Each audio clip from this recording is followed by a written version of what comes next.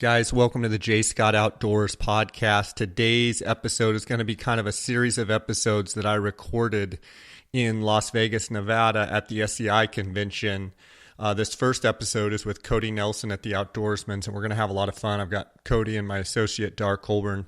We're going to be talking about a bunch of different stuff here. Really appreciate you guys' support. Last month was my highest amount of downloads that I've had. We're about 2 weeks away from the 2-year, anniversary, if you will, of this podcast. And without you guys' unbelievable support of each episode, it wouldn't have gotten the traction that it has gotten. So I just want to thank each and every one of you. I want to hear from you guys. I breathe, my air, my oxygen comes from you guys and your comments and your questions, and it's very important to me that you guys reach out and let me know what you want to hear. Let me know what you're thinking. Let me know if you disagree with me. If you've got people that you want to hear on the podcast, if you want to be on the podcast, send me a message either through email, jscottoutdoors@gmail.com, through my Instagram or through my Facebook accounts.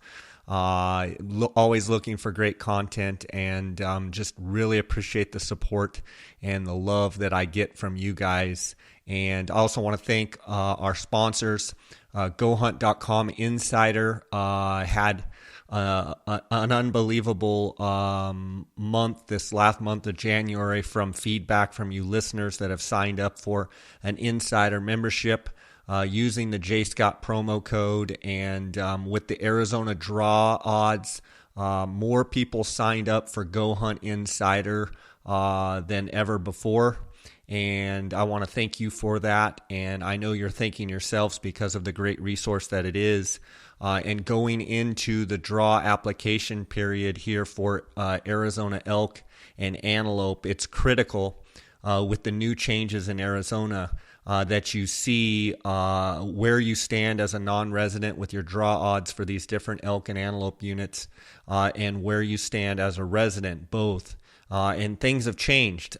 So if you're not already a member, you go to gohunt.com/insider, use the J. Scott promo code. You're going to get a $50 KUIU gift card when you sign up, and you're going to see what the great resource is and what all the buzz is about with gohunt.com. They have some amazing stuff that is coming that they'll be announcing here. We'll be talking about it on the podcast, and it's just an exciting time. I'd also like to thank phonescope.com, Cheston Davis and his crew over at Phonescope. They make digiscoping adapters that can take any optic, any binocular, any spotting scope, and adapt that to your phone, whether it be a Android phone, Samsung, or iPhone, or any type of phone. You can take awesome images, both photos and video, through their system. So check them out at phonescope.com. If you use the JScott16 promo code, you're going to get a 10% discount over there. And also, of course, the Outdoorsmans. Hear Cody Nelson on this episode. If you use the J. Scott promo code when you call in at 1-800-291-8065 or on outdoorsmans.com, just enter the J. Scott promo code. You're going to get a 10% discount. So, guys, let's get right to this episode. This is a good one. I had a great time at the Safari Club International Convention, and in 2 weeks I'm going to be out at the NWTF convention in Nashville. It's a long ways from home, but I love that. I love that convention. It's great to see good friends, and it's just a big conglomerate of turkey hunters, a big gathering of 70,000 turkey nuts. And if you're going to be out there, look me up, send me a message. I want to hear from you. Again, send me all your questions, your comments. I'll do my best to answer them right away, and I will do my best to answer them on the air as well, so that everybody can hear what's going on. If it's private and you just want you just want it to be a conversation between you and me, that's fine too. Just say, hey, rather this just be a private conversation. So, guys, let's get right to the episode. Thanks again for all your support. Welcome to the J. Scott Outdoors podcast. We're actually here on location at the Outdoorsmans booth at the SCI convention in Las Vegas. I've got Cody Nelson, the owner of the Outdoorsmans, here with me, and Darr Colburn, my hunting partner and guiding associate. Guys, how you doing? Doing good. This is kind of fun. It is fun. We've never done this live before. This is awesome. Yeah, so we're here at SCI, Cody. This is the 20th year that the Outdoorsmans has, I believe, had a booth here at SCI. Is that not correct? Yeah, I think it's actually we're either at 20 or just over 20 years. Yeah, so yeah, it's 20 years at an awesome convention. Floyd started doing this way back when, and it's been good for us. And the truth of it is that it's good to give back and get everybody here. And it's a collection of hunters and taxidermy and outfitters from across the world, and you know, Safari Club International.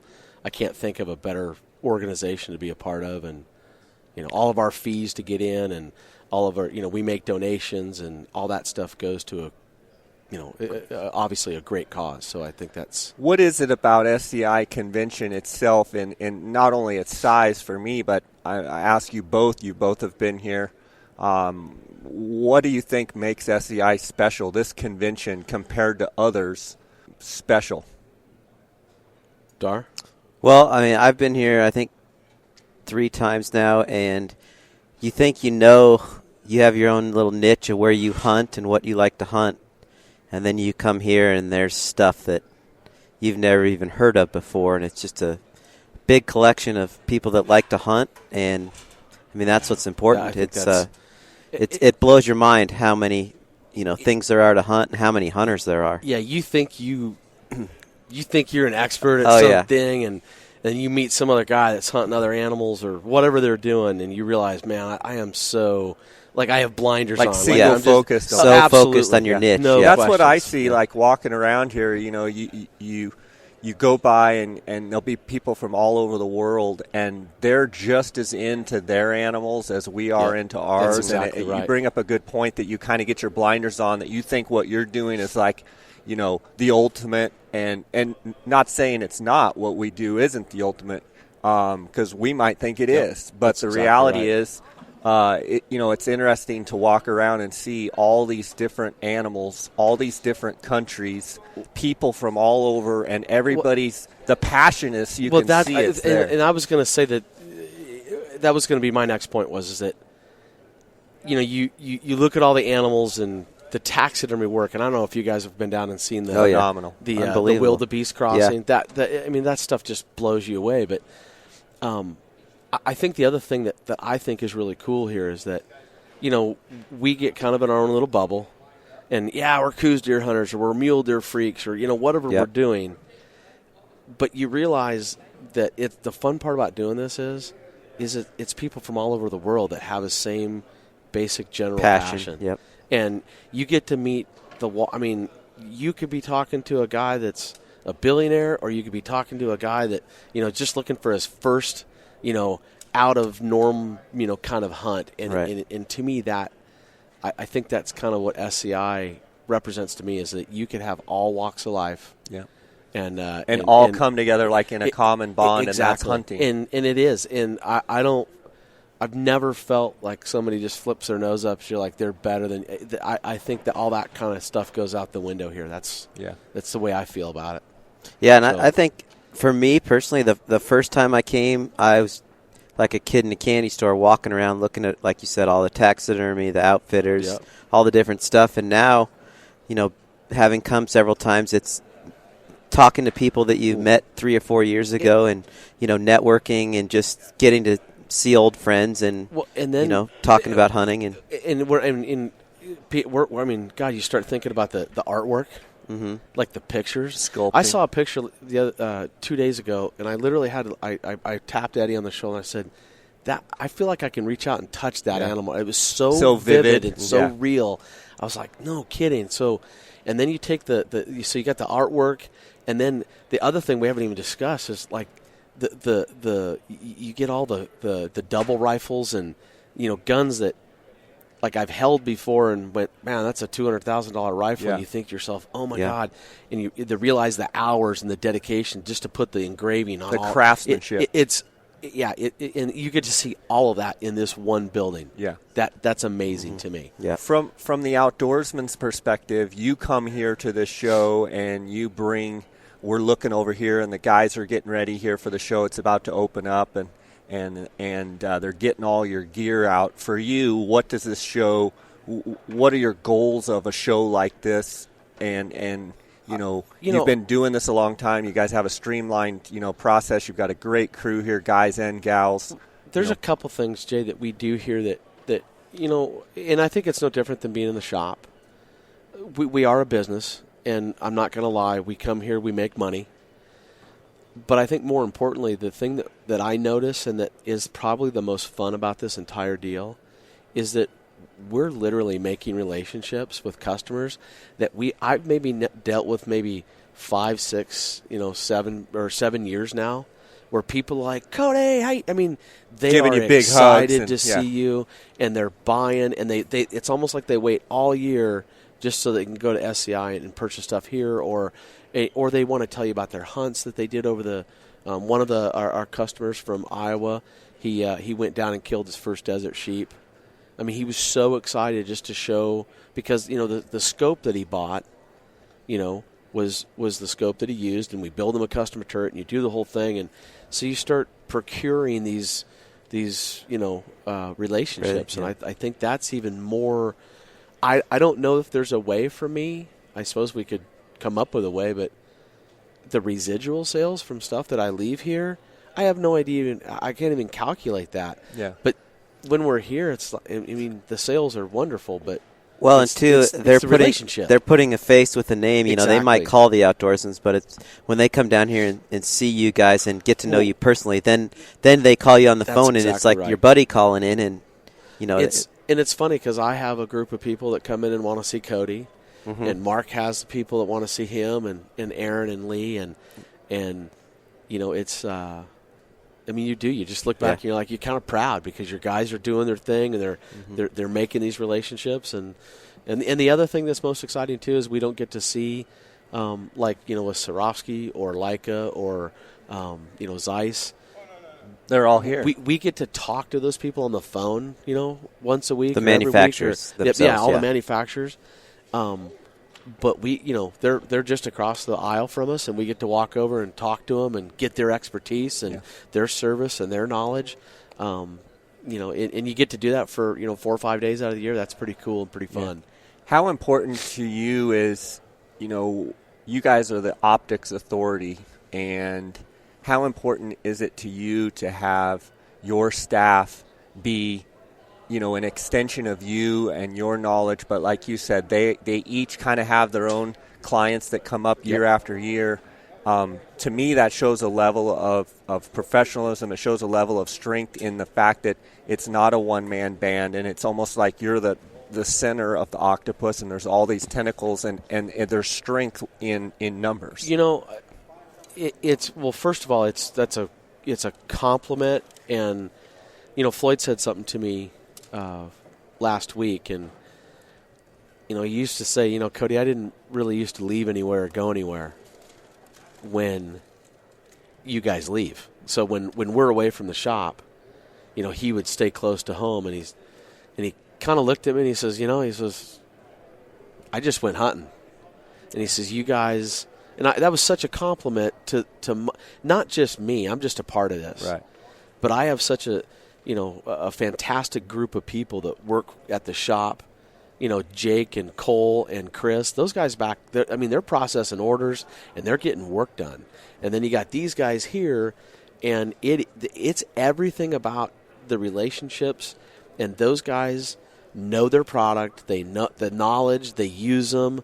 They're out doing it. And that's how we, you say optics authority. I just expect the guys when they go out and they're going to shoot, or they're going to glass, or take those tripods, take those optics, take those scopes.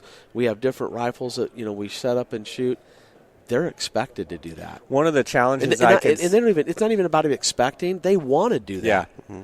One of the challenges I could see being in your position is all these guys like to hunt, all these guys like to get out and use the product. I'm sure a little bit juggling everybody's schedules, but it's almost a good thing, because if they were always available, they weren't out using the product. And when that translates to the customer, where they can't tell them why, for the customer's specific needs, this binocular or this spotting scope or this rifle scope is better. If they're not out doing it,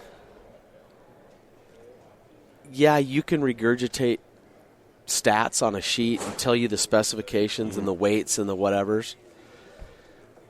But if they're not out doing it, Jay, I don't think that passion of hunting comes across when you're making sales. And I think people respect that. I think there's a validation there that I think people understand. And that they're like, you know what?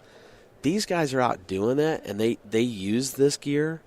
I think it brings on a whole nother level of, they kind of have a, I don't know, the same relationship. Consumers are very smart these days, and I think they see through it very quickly if you don't use it. I think and aren't knowledgeable. Yeah, Darr, I think that's absolutely 100%. Because you guys both fly fish. I barely fly fish.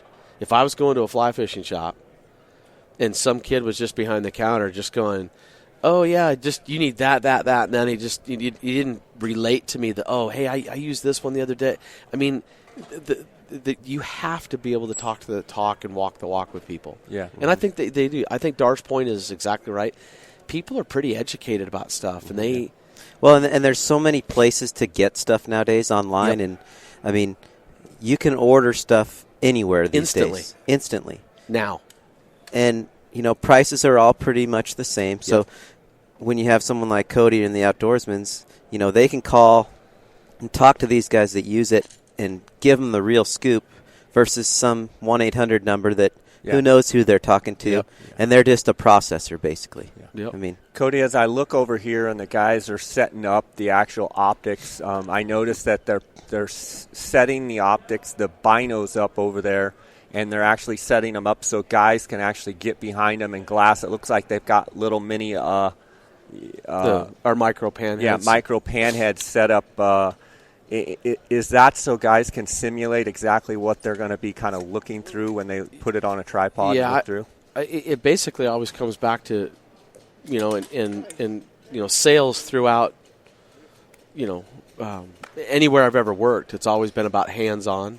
I don't care whether you're selling somebody a home. Mm-hmm. Hey, turn that doorknob, push that button, turn those lights. I mean, or in this case, you're telling people how to work a tripod or showing them, putting their hands on it, let them feel how smooth it is, and understanding the machining and the processes that goes to build that. Mm-hmm. I think people have a much greater respect and understanding and are in almost instant gratification of and they're much more likely to buy something if they can put their hands on it and test it and try it. And again, we go back to the whole SCI, what it brings to people.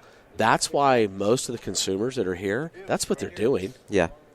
They want to see the products. Yeah. They want to see the taxidermy. They want to see the, whatever that they're here to do. Mm-hmm. They want to put their hands on it and feel it and see it and touch it and understand how it works. And that's something, too, where I just think the online stuff, it can never duplicate this sort of stuff where people can come in, put their hands on it, look through it, and get the expertise. And it's kind of fun, too, because somebody asked me yesterday, well, Cody, what's the best?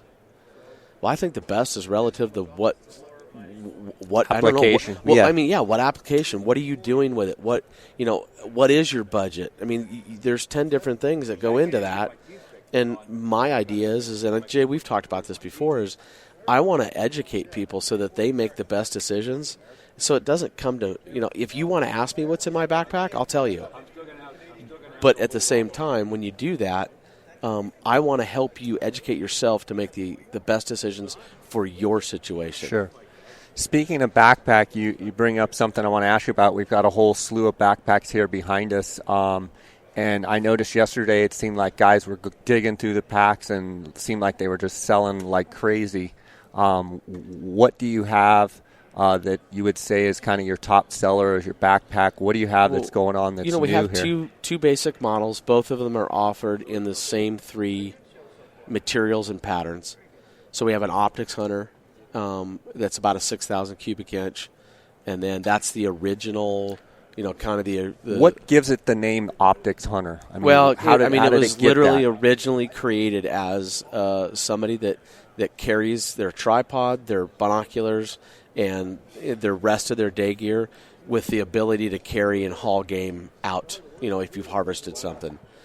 So basically, that was the original, seed, if you will, and that's where all the backpacks and the frames, and that's where that all started.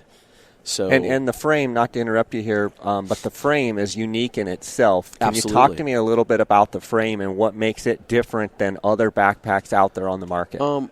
It's a polypropylene frame. It's the thing that I think that is most unique about it is it's very conforming to basically the curvature of the spine. It has two main rails that are acting as stays, for backpacking terms, that, if you will, allow the pack to move with the body, but still are giving it support much like your spine would do. So I would tell you that from my own experience, having carried several packs with several big loads on it, it's the one pack that makes me feel almost like I don't have a backpack on. I mean, look, when you get to 80 pounds, I don't care what pack it is, they all start. It's not fun. 80 pounds is 80 pounds is 80 pounds. But I think our pack does a really good job of distributing weight correctly and making it so that guys are more efficient at carrying weight. A lot of people forget how well, some packs have a lot of material on the back of them, through the torso. And with our frame and the way that it's built, there's basically an airspace in there, and breathability, for moisture control is important. And I think our pack breathes as well as any pack on the market in terms of keeping it off your back. And looking at the different packs, your frame pretty much stays the same, and you can use any of these packs, interchange them with the frame. Yeah, which any is a nice pack feature that we too. have, you can take off, and you can take it off and use just the meat hauling capability, or you can flip between a long range and an Optics Hunter. And so that brings up a good point. So when you're looking at the Optics Hunter, the difference between the Optics Hunter and the long range is that you have an expandable, upwards telescoping, if you will, tube. Top portion of the top pack, portion, and that lid goes up and down with that. There's also a dedicated optics, for a 1556 pocket with an L-shaped zipper that's padded. And that will pretty much fit any 15 by 56 binocular and down. Any roof prism. The biggest roof prism binocular I know of is an older Minox 1558, and it will fit those.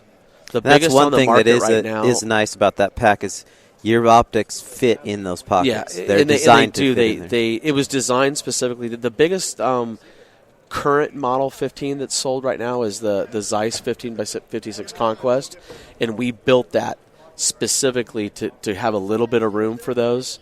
And it's done. That's kind of been one of the biggest compliments about that pack is people put those in there and they don't worry about them anymore.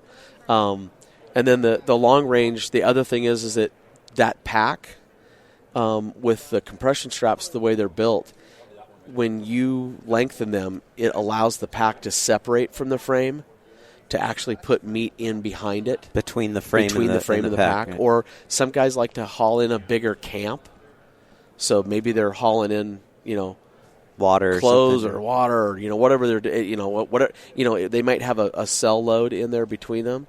And you guys sell some of the little cell vestibles. bags, yes, right? We have that can interchange. We have a pod that can either be used as a load cell in between, or we use it on the outside. It'll connect to the pack that way. I think the idea that we're getting at here is that our packs are incredibly versatile. Yeah. So you can use it as a day pack. You can use it as a backpack. I want to ask you about the thing that's jumps out at me with them too is the fact that they're so durable. Darr and I have always commented that we could literally, from 3 feet out, throw the backpack into the Ranger and take off screaming down the road and drag it down the road almost. There's a couple things with that. Number one, everybody should know that the frame now is a lifetime warranty, period. And I think explain that. Meaning that if it breaks for any reason, we replace the frame, period. To date, I've been with the company now working on 7 years, and I've literally, I think I'm at 8 frames now. Out of thousands. Out of thousands. Yeah. If I'm not mistaken, 4 or 5 out of those 8. And I'm not saying that they did it on purpose, not saying they did anything right. It's not even about that. But people took them with a loaded elk quarter and literally dropped them off a tailgate, or you talked about throwing them. Those are the only reasons that I've ever seen anything snap. With a ton of weight on it. With a ton of weight on it. But we've had a couple that, just had little tiny, I would call them fractures. Not sure why they happened.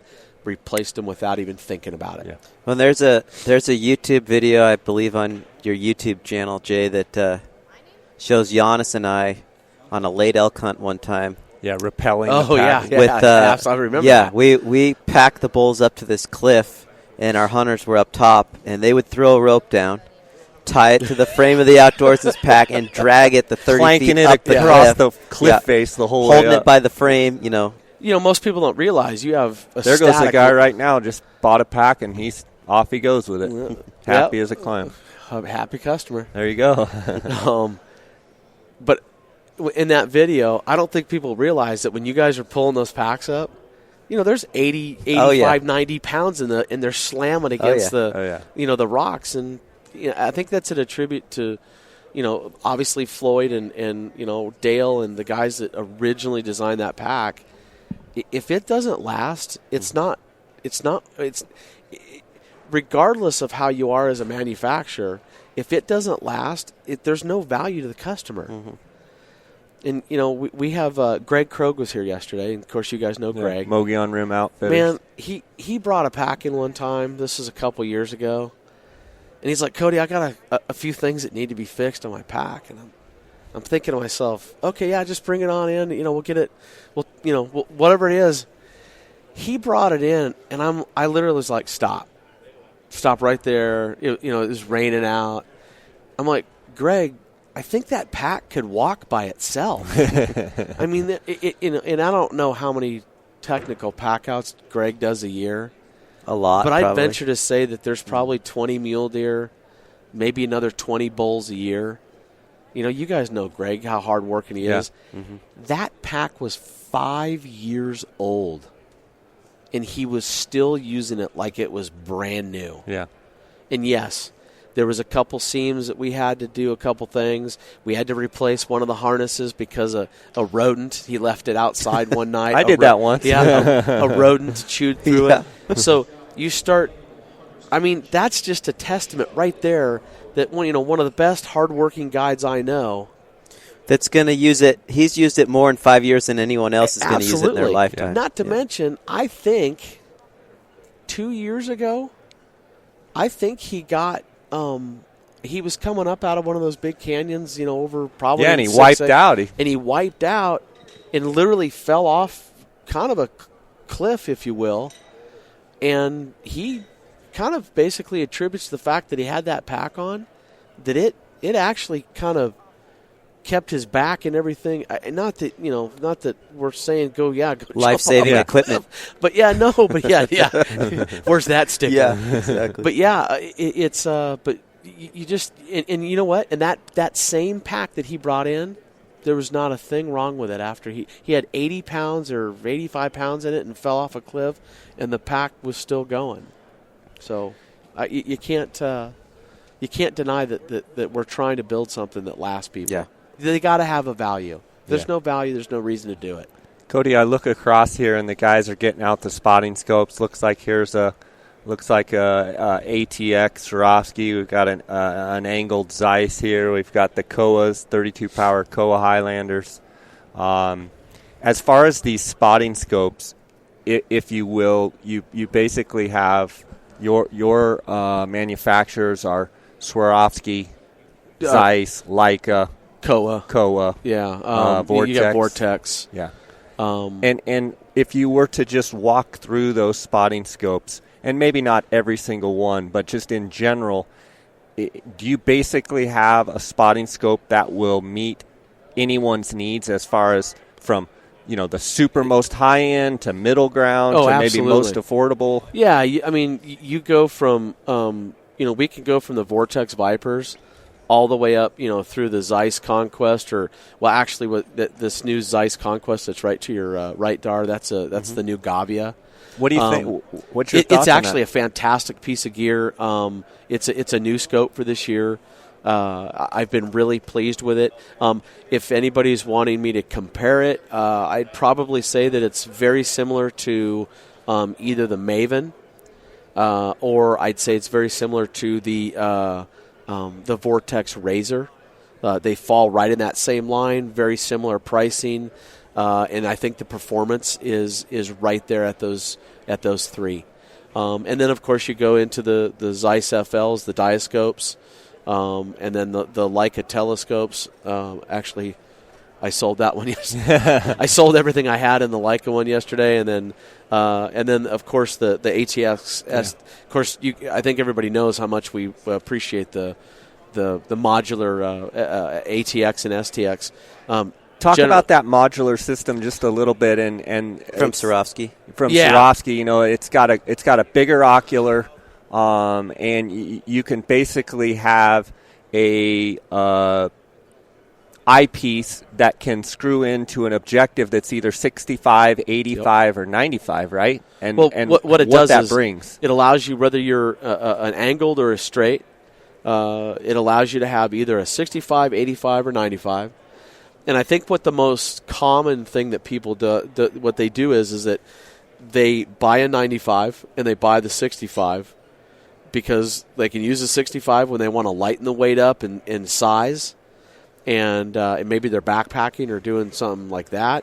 And then when they're closer to the truck, or maybe they want long range glassing, or maybe they're digiscoping, or they want as much light as possible, they use the 95. And it's that's actually, since I've been in the industry, that's the best selling spotting scope that I've ever personally been around. The performance of the 95 it's outstanding. It's literally the best spotting scope I've ever looked at. Yeah, me too. I second that. I love mine. And of course, the pictures that I've seen both you guys take through that 95. I've never done it with an 85, but the 95, the quality of the pictures, and I know some of it has to do with the cameras, but the APO adapter, because that's a huge thing too. Yeah, there's a product that's from Swarovski. It's a TLSO APO, and it basically allows you to take your DSLR camera and connect it to either your Canon or your Nikon, and it, for the lack of a better way to say it basically turns your camera into it turns your spotting scope into a lens for the camera, a lens, correct, and the images. I mean, I know that there's probably some people that are way more trained at it than I, but when I've seen some of your stuff, Darr, and I've seen Jay's, the quality of that stuff is amazing. Yeah. And you can video and take pictures, which is nice. Exactly. Yeah. Cody, I have one question for you, and it's a little bit elementary, but I was hoping you could explain it to the listeners, and the fact that how does the objective portion from a 65 to an 85 to a 95, so the objective is 65 millimeter to 95 millimeter. Right. As you get bigger, as the objective gets bigger, 95, to me, it just gathers more light. But is there any other capabilities that, makes the 95 that much more precise and better for, say, looking at something at a really long distance? Is it simply a light gathering capability? Well, it is a light gathering, but what it basically becomes is an equation of math. So the bigger the objective lens, and let's say you're at 30 power, let's just use 30 power. Well, 30 goes into 90, three times. And so your exit pupil is at that point, it's 3.0 or a little more than 3.0. And that 3.0 represents the band of light that actually reaches your eye. So the bigger the exit pupil, the more light that reaches your eye. So that spotting scope, the biggest objective lens that I can think of prior to that was either the what was it? Kowa made the 88. Yeah, didn't Zeiss have a 90? Well, if they did, it was long before I was in there. But I mean, mainly everything was 80s. Yeah, Zeiss had an 85. Yeah, it was so like until they they hadn't gone over 80. Well, and I think the thing that I think that was the most telling is when you bought your, well, it was originally an ATX. Yeah. You asked me what the power was going to be like over 50, and I said, Jay, it's going to blow your mind. And you're like, come on, Cody, when we turn it past 50, you know how, you always gets a little finicky. It gets a little touchy and maybe not as, clear. And I said, Jay, it's going to rock your world. And if I'm not mistaken, if I remember that day, you went scouting for sheep that day, called me from the field and said, Cody, this is unbelievable. Yeah.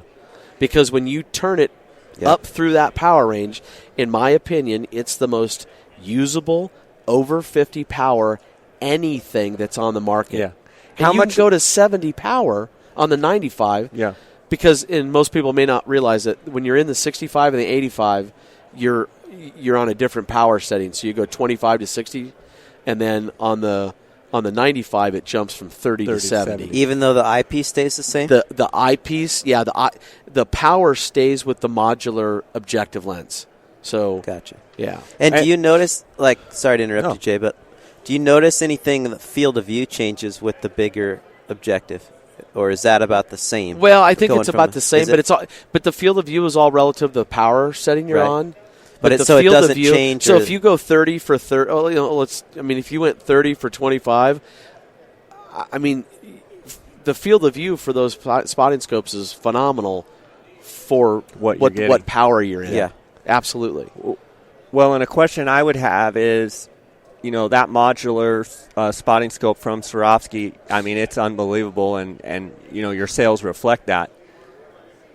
But also the ocular is bigger. I believe the ocular is like 25 or 30% bigger. Correct me if I'm wrong. It is. How much does that play into the overwhelming capability of how crisp and clear it is at that high power? I think it has to do with the way and the ease to look through, because it's definitely easier to look through. It is the easiest eyepiece that I've ever looked through, and I think we all agree that I don't use the eye relief. I mean, I would just as soon take that rubber piece off. Explain that. Eye relief is the cap that comes back toward as you unscrew. You have an adjustable eye cup that helps you adjust the distance of your eye, or the lens of your eye, to the lens of the optic, and that's eye relief.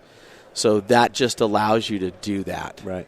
So, but we've always found that the closer you get your eye, the bigger the field of view seems. If you talk to the true glass experts, I don't know that it actually, in terms of mathematics, truly makes your field of view wider, but it makes your perceived field of view wider. And I think we would all agree that when you feel like you're looking through a tube, to me, I feel feel like you're looking through a tunnel. Well, yeah, I almost feel claustrophobic. Yeah. Like, I like to know that I just have that bigger field of view. Yeah. And so whether it's perceived or actual, I truly believe that it's technically perceived, but I feel like there, and I feel it's almost like a depth of view, and I think that's important too.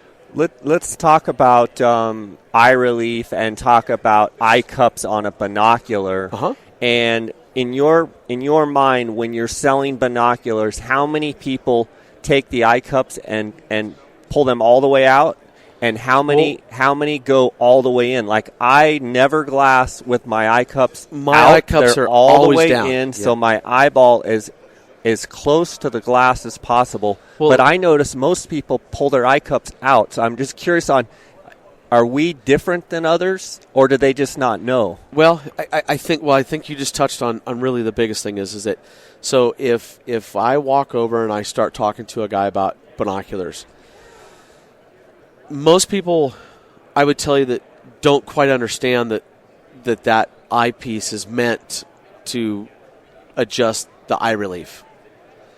And so to give it an example is like eyeglass wearers. Sometimes they'll pull the eye cup all the way out, and really it's designed so, I mean, if you think about it, it's really designed so that if you flatten them out, that people that wear eyeglasses can actually still look through the binocular. And so, but then they ask the question, well, but if you don't wear eyeglasses, why are you putting them flat? Because it does help, and I would tell you that younger people that maybe don't have as much experience behind glass or don't know where the distance should be, they actually should use the eye cups because it helps regulate that eye relief. It helps them keep it steady. Consistent. We've looked through binoculars. We probably do it and we don't even think about it, but I know exactly where to have my face onto the binocular so that I can keep that eye relief. I don't need the eye cups to do that. So, but it is an important part of that. But I would tell you that most people don't really truly understand why they do that. So it's just a thing that you educate people, and within the drop of a hat, they're all of a sudden they know.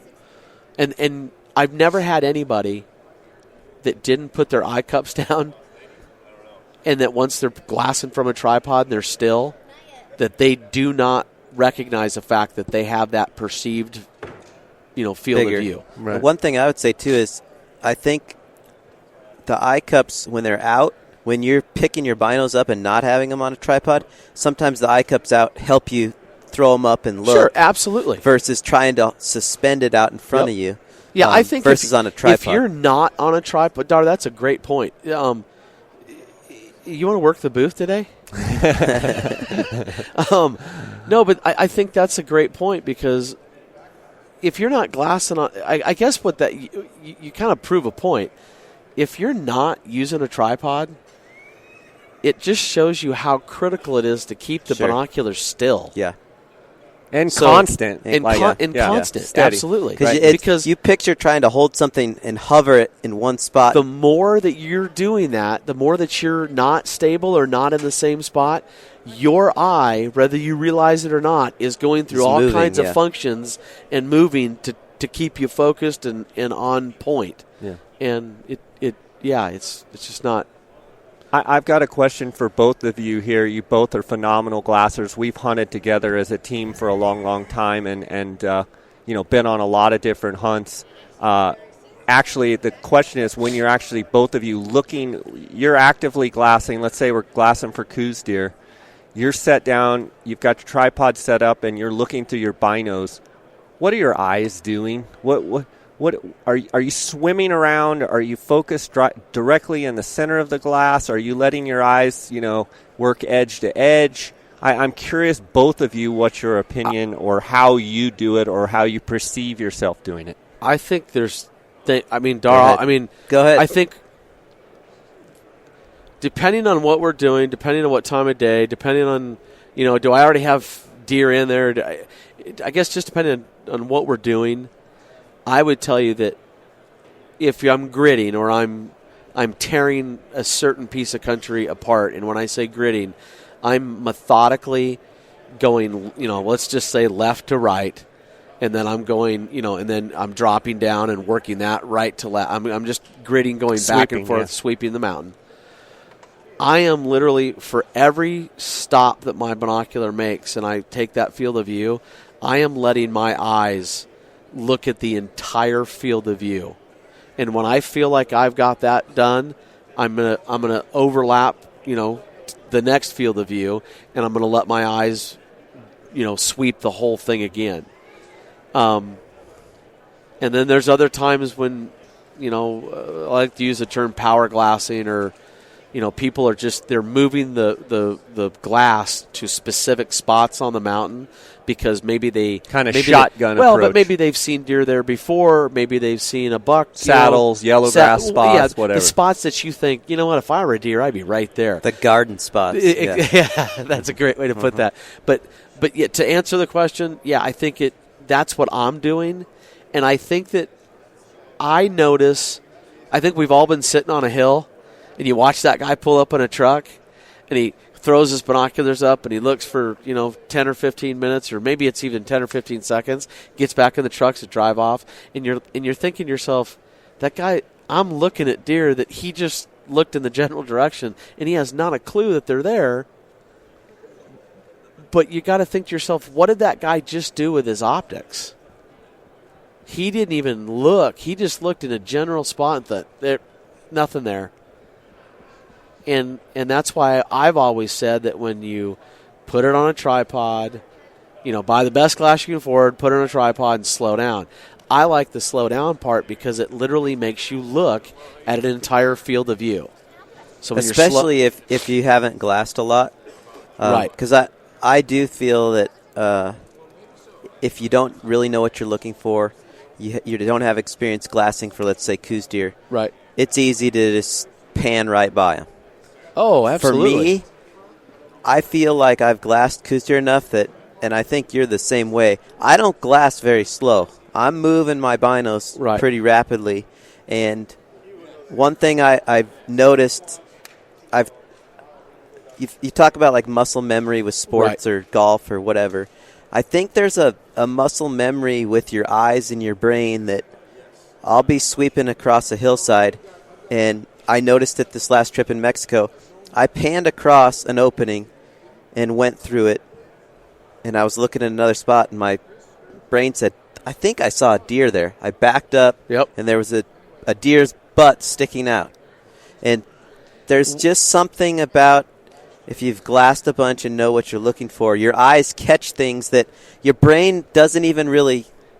It's instant. It hasn't caught up yet. Yeah, it hasn't caught up, and it's almost subliminal. Like the other thing I'll say is, we take a lot of Coues deer hunters in Mexico, and it seems like it takes the guys 3 or 4 or 5 days before they're able to start glassing deer up on their own. Yep. And then to be able to know what size to be looking for at 500 yards, 1,000 yards, 2,000 yards, that's a very hard thing. I was just going to add to that. It's like, you guys know, okay, so when we transition from elk to deer season, like how, no offense, when you're looking for a tine across something, that's one thing. But when you're looking for, elk are not the most difficult thing in the planet. Volkswagen bugs. It's just, look, you're glassing, you're doing it, and then all of a sudden, somebody will say, elephant. "Hey, did you see the deer standing there next to the elk?" And you're like,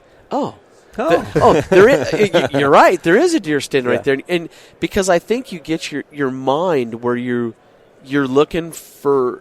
It is a muscle memory. I think that's a good way to put it. But you're looking for that color, and all of a sudden you realize that there's a deer standing there that is obviously a completely different color. But I think there's always that transition. I always want to get that first one underneath my belt. Yeah. It's like your brain automatically goes, that's what I'm looking for. Exactly. And it snaps into place. But you talk about mule deer, but Coues deer mostly. I still think it's so amazing that you could be on a Coues deer and you could be intently, and I mean concentrating on that deer, and you take your eye off for a split second. Maybe you've got a wide enough field of view where you can see, you feel like another deer's coming, or maybe the deer's acting like there's a deer coming. Or you pull your head out of your binos, talk to the hunter. And then you get back in, you're like, okay, he's gone. Where did the deer go? Yeah. And the deer, he hadn't even moved. Yeah, it's same spot. Same spot. And then it takes him he kind of flickers his hide a little bit, just shakes a little bit, and you're like, oh my God. He was right there. And he was right there, standing in the middle of the same bush, and you're like, and your eyes play tricks on you like that. Yeah. But and I think all of that, it just comes with experience. Sure. the more time you spend behind the glass, the more time that you see that deer. And I think you guys know this. You start looking at deer enough, like you won't like look at that doe, how white colored she is versus that deer, how she's dark, or maybe the tail cinnamon dipped, or one's black. I mean, you've seen all kinds of different, but you start picking those details up, and that just comes with experience. Yeah, Cody. Couple more questions, and then we'll wrap it up here. Yeah, can you hear the building? You can feel it. The buzz. The buzz. Just looking around, I mean, the show's been open now 15 minutes or so, and I mean, there's already quite a few more people than even yesterday. So it's going to be a great show day here at SCI in Vegas.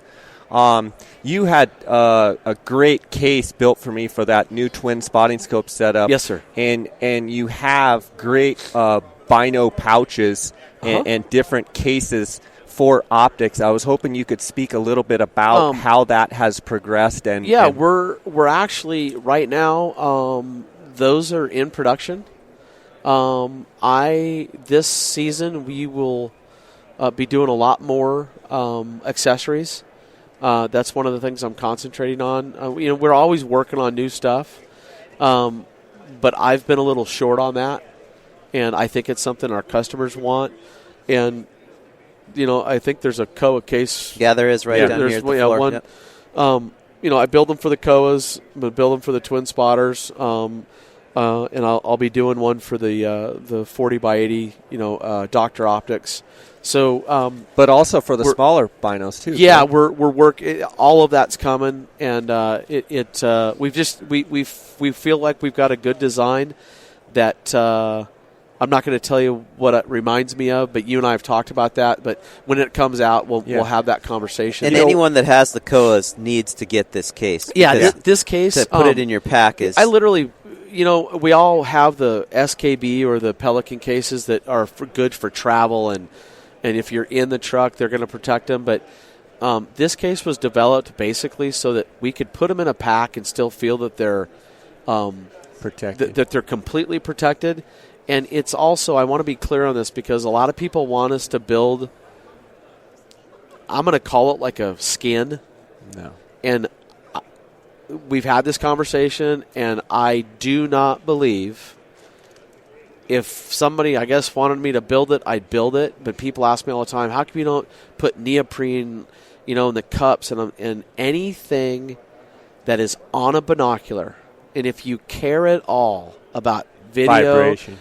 Oh, it's horrible. The wind picks up and pulls. Yeah, I would totally second that in the fact that anything that's on your binocular, including your eye cup, sometimes if you get any kind of wind chop at all, those things are going to be blowing around. And I know guys like to protect their binoculars, but I protect my binoculars as much as anybody out there, and that's why these cases are phenomenal.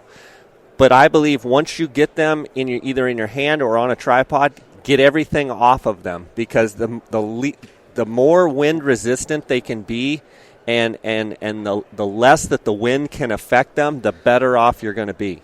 I love watching Eddie. He's got these lights that he puts on top of our I frame saw a now. light flashing around. And hey, if you've ever packed an elk out like that, I'm just flat out telling you. Yeah, what is that? It's a bike light, isn't it? He's taken bike lights and literally used the frame and put them, so he's literally got two full got headlights on his pack. So that just fits on the tip of the Outdoorsman's frame perfectly. Yes. So basically, so you get a visual, there's two posts that come up over your shoulders, and he's got a light on each post, basically right over his shoulder, headlights sticking out the front. It's funny, and he is too. Like right now, he's in his element. No, he's in his element. He's selling it. And it's like we're watching an infomercial now. It is. It's awesome. It is. He's just getting it done. Yeah. He's got a pack on, headlights on, a tripod, a Swarovski spotting scope. He's selling about 8 different items Corona, at one time. I got to say a little something about Eddie because he's just an awesome guy. Eddie has been working for the Outdoorsmans at the shows. I think it's got to be going on 10, 12, 13 years, something like that. And Eddie also runs and is partners with Chris Denham in an organization called Outdoor Experience for All. And we are so lucky to have him with us because he just does so much. He's so good with our customers, so knowledgeable. And I don't know if there's anybody in this building that he doesn't know. Yeah. Very friendly. Very outgoing. friendly. Yeah. It just loves people, loves coming here, loves meeting new people. And it is just an absolute pleasure to have with us. But yeah, absolutely. But back on the case just real quick. Yep. I think what needs to be perfectly clear when people think about this case, what we are talking about is a case that you put your Koas in or your twin spotters or your Dr. Optics that you completely take off the optic before you put it on the tripod. Right. Yeah, it's a transport case when it's in your backpack in the field. It's a padded transport case. Yeah. But it's not so padded that it's heavy. It's still lightweight, and bulky, but it's got great support. And, I mean, it's got a handle on it. It's got a couple little pockets to put little optics cleaners and different things. We've actually built them so that they'll connect to our compression straps so that if you had to load up the main part of your pack with meat, they actually connect to our compression straps. So it will ride on the outside if you had to do it. Yeah. So, Cody, I know you got to get here with customers, so I'll let you go. But I do want you to tell the listeners if they're planning on coming, I believe, to the Salt Lake show. I believe that's the only show that you guys will be doing after this. You've already been on, a bunch of shows already. But you will be in Utah at the Western Hunting Expo. I encourage people to come out and meet all the guys at the Outdoorsmans. Well, we'll have in our booth space, we'll have wilderness athlete guys. We'll have the Western hunter guys. The Outdoorsmans will be there. And the SLC people, Salt Lake City people at Western Hunter Conservation Expo, they have been doing a fantastic job of putting together a homegrown, local show. And it is a diehard, very dedicated, very passionate group of hunters. And there's a ton of vendors that are going to be this year. I think this year, without even just by looking at the vendor list, this will be the biggest show that they've ever had. And they do a fantastic job of raising money for conservation. That's correct. Yeah. Awesome. Well, good. I hope the listeners get a chance to get out there to Utah and come see you. Of course, the listeners also have the option of calling in 1-800-291-8065. Correct. And they can also go on outdoorsmans.com. Correct. Obviously, like always with my listeners, if they use the J. Scott promo code, they can get a 10% discount. And I just encourage the guys to come to Phoenix if they're anywhere in Arizona at any time. Come see it. Come see at the shows. But most importantly, call them on the phone. Go to their website. They've got a great website. And these are guys that are the optics authorities. I don't say that lightly. And I've known you for a long, long time. And it's nice to have a place where people actually use the product. And I can grab any one of your guys over here and get them and ask them all sorts of technical questions, and they can answer them practically. Not just out of a book knowledge, but stuff like, hey, I like this a little bit better than this one in this certain application, and I think that's where the value of what you guys do absolutely compared to the rest. So I want to thank you I appreciate that, Jay. for coming on here with Darr and I, and it's been fun. Well, this has been fun. We haven't gotten to do this very much. We've all been so busy, and I just appreciate the support, and we have a lot of fun doing this. We do. Yeah, it's been a long time. We need to go hunt together. Yeah, we know. I was going to say, when are we going to get? Who's going to draw the next best tag? Let's have some fun with that. We miss having you in South Camp. Oh yeah, yeah. South Camp. South Camp's a little. We got to tell that story real quick. I know you got to go. We got to tell that story. Well, I think I tell it best. Yeah, I'm sure you do. Let's just say that Cody Goff and I, we had a couple clients out of California, and we were on a late whitetail. Yeah, Lake you guys were busy, and you're like, "Can you just set up a tent for us so we can just roll in late?" And Darr and I are like, "No problem, we'll set your tent up." Yeah, so they sent this 8-man Cabela's tent up. I think it was Jay's tent. And it was literally, like it's one of my favorite camp spots. It's a great place. But it was, it was snowy, right? Yeah, well, it was snowy and raining. Rain. Well, not when we set the tent up, it was. No. But we're in the warm travel trailer with our hunters and the heater on. And well, if I remember right, it was raining overnight. I'll let you tell the story, it was raining. And you guys showed up, got in the tent, and in it the middle of raining. the night, right? Started raining. Middle of the night. And I'm talking raining like hard rain. Yeah. To the point where nobody's going out in the morning. It's fogged in. You can't see. And but it's still cold too. It's like December. It was one of the coldest Decembers that I can ever remember. Like the kind of cold where deer aren't even getting up out of beds until. But like the 10 in the morning. The alarm goes off and it's raining so hard that we all know we're not going out. But we haven't talked to you yet, so we start getting text messages from you over in the tent. So, let me preface this though. So Goff and I are laying in our cots, and I literally, I'm going to check the weather. So I go to the door, and I realize that when I go to the door, I may or may not have stepped in. I'm going to say it was 1 to 2 inches of water. I'm not, and it wasn't like I was on a float tube, but I may have been able to go down the Verde. It just might have been inside the tent. So I text Jay. I said, South Camp reporting. And Jay texts back, North Camp dry. And I'm like, South Camp wet. Taking on water. Yeah, taking on water slowly. And, I guess the hunters at that point were like, who are the guys that you brought with you? I mean, these guys are crazy. I think Goff and I used up every piece of cotton, towel, clothing, moving blankets that were in the back of my truck, and soaped up. And I think there was just one little rip. Like the clay that's in that dirt up there was just soaking up so much rainwater because we'd had a lot of rain. Yeah. That it just was literally like seeping into one little hole. So Jay has been taking off tent duty for a long time. Yeah, putting me on temp duty, first of all, is probably not the best You got thing. your spatula back, but I'm not going. You can't have the tents back. That's a whole other story, guys.